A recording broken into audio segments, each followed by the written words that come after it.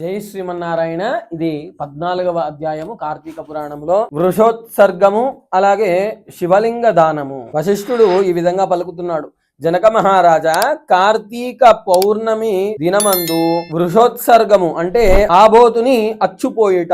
వృషోత్సర్గము చేయువానికి జన్మాంతర పాపములన్నీ కూడా నశిస్తాయి. స్వర్గమునందు ఉన్నటువంటి పితృదేవతలు మన వంశమునందు ఎవడైనా కార్తీక పౌర్ణమి రోజున నల్లని గిత్తలను విడిచిన బాగుండును అని వాళ్ళు కోరుకుంటూ ఉంటారు. వృషోత్సర్గము చెయ్యని వాడు యమలోకమునందు అంతా తామిశ్రమణము పొందుతాడు. వృషోత్సర్గము చెయ్యక గయాశార్ధమాచరించినను, ప్రతి సంవత్సరము తద్దినము పెట్టినను, పుణ్యతీర్థములను సేవించినను, మహాలయమున పెట్టినను పితృదేవతలకు తృప్తి లేదు. ఈ మాసమునందు అధిక ఫలదానము చేయువాడు దేవరుణము, మనుష్య రుణము, పితృరుణముల నుండి విముక్తుడవుతాడు. కార్తీక పౌర్ణమి నాడు దక్షిణతో కూడా దాత్రీ ఫలము అంటే ఉసిరికాయను దానమిచ్చిన వాడు సార్వభౌముడగును. ఈ మాసమునందు దొరకని ఫలము లేదు. శివుని ప్రీతి కొరకు కార్తీక పౌర్ణమి నాడు శివలింగ దానము చేయవలను.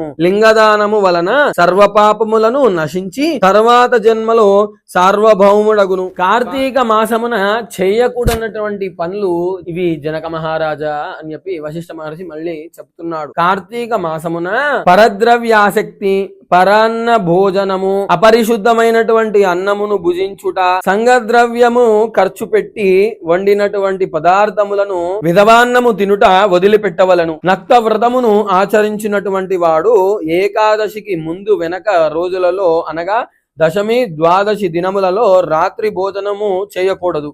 ఈ రోజులలో ఛాయానక్తమును చేయవచ్చును. తన శరీరము కొలతకు రెట్టింపు కొలత గల నీడ వచ్చిన పిదప భోజనము చేయుట ఛాయానక్తము అంటారు. ఈ మాసమునందు శ్రాద్ధ భోజనము నిషిద్ధము. మటాన్న భోజనము, తిలదానము గ్రహించుట విడిచిపెట్టవలను. కార్తీక మాసమునందు అమావాస్య రోజు, పౌర్ణమి రోజులు, ఆదివారమునందు, పితృదినములనందు, సూర్య చంద్ర గ్రహములనందు రాత్రి భోజనము నిషిద్ధము.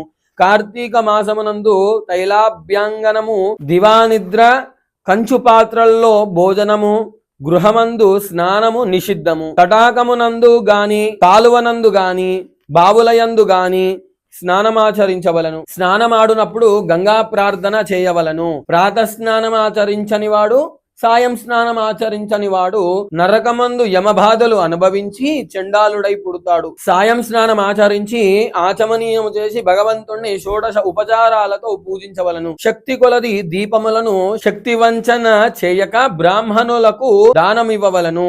ఈ ప్రకారముగా కార్తీక మాసమునందు వ్రతములను ఆచరించువాడు 1000 సోమయాగములు, 100 వాజపేయ యాగములు, 1000 అశ్వమేధ యాగములు చేసిన ఫలము పొందుతాడు. చతుర్దశి నాడు పితృప్రీతికై బ్రాహ్మణులకు భోజనము పెట్టిన ఎడల పితృ పరంపర సంతృప్తి చెందుతారు. కార్తీక మాసమునందు చతుర్దశి నాడు ఉపవాసమాచరించి శంకరుణ్ణి ఆరాధించినటువంటి వాడు కైలాసమును పొందుతాడు. చతుర్దశి నాడు ఫలదానమాచరించిన సంతతికి విచ్ఛేదము కలగదు. సమస్త పాపములను పోగొట్టినది, సమస్త పుణ్యములను వృద్ధి చేసేటటువంటి యొక్క కార్తీక వ్రతమును చేసేటటువంటి వాడు విఘాత జీవుడై మోక్షమును పొందుతాడు. పవిత్రమైనటువంటి ఈ యొక్క 14వ అధ్యాయాన్ని చదివినటువంటి వాడు గాని, విన్నవాడు గాని సమస్త పాపాలు ఆచరించిన వాడు కూడా ప్రాయశ్చిత్తము చేసుకున్నటువంటి వాడు అవుతాడు అని వశిష్ఠ మహర్షి జనక మహారాజు గారితో చెప్తున్నాడు.